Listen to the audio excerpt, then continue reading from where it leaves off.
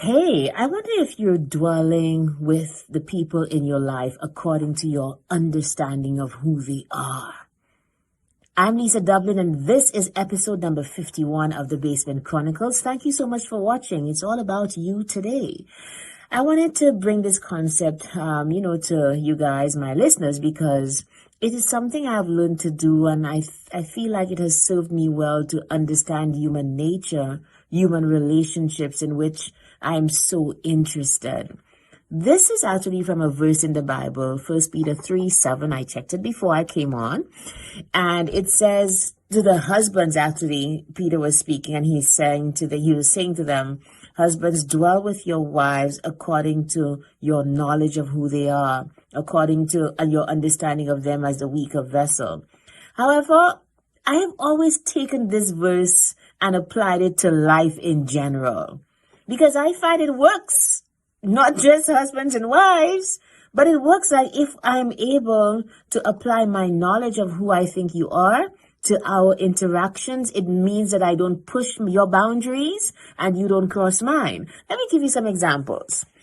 I'm sure everybody has a relative with whom you cannot discuss politics, right? That is the person you just know not to bring up certain topics with at family reunions. I've got one of those, and I have just resolved there is no point in bringing up any talk about politics when this person is around, because it is inevitably going to end up in some kind of verbal altercation or, just some tussle and hassling and all of that. There is no point in it, except if I'm actually looking to pick a fight.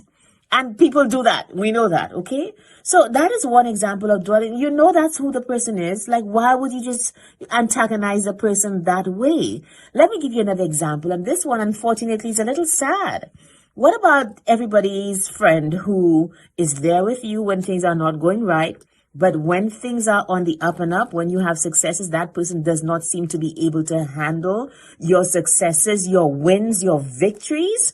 That person gets uncomfortable when you bring them up. That person has trouble celebrating you. But if it is that you're in trouble, that person will be there to witness, to be a shoulder to lean on. That's how they can see you only. Why then would you, knowing that this is who your friend is and that's how far she can go with you, why then would you then go back and be telling her and calling her when something good happens? Hey, do you know that happened? And then you get crickets on the other end. Now, I'm sure some people will say stuff like, hey, it's not a good friend. That is somebody you need to get out of your life. But you know what? I have learned not to cast people aside. Everybody's good for something. You can enjoy people in different ways once you can know where to set the boundaries. And for me, this one is pretty important, that if I know that's how far I can go with you, you can't handle that part of me, okay? It's okay. We can lime as far as you can go. And then I learned to just keep my peace unto God, my words, and God, my knowledge that you can't handle it and I will not give it to you. So I don't know if that will work for you. I know it sure works for me.